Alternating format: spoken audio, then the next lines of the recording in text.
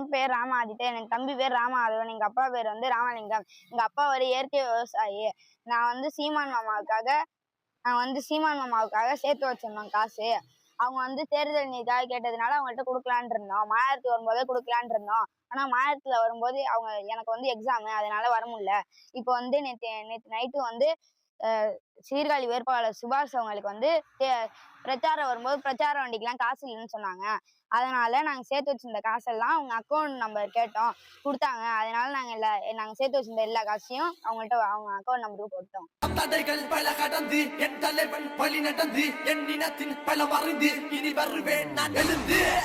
மலையில கப்பல் நனையுது, அலையில முத்தம் விடுகுது, பறந்துகள் வட்டம் விடுகுது, ரத்த கட்ட சத்தம் கேட்குது. மலையில கப்பல் நனையுது, அலையில முத்தம் விடுகுது, பறந்துகள் வட்டம் விடுகுது.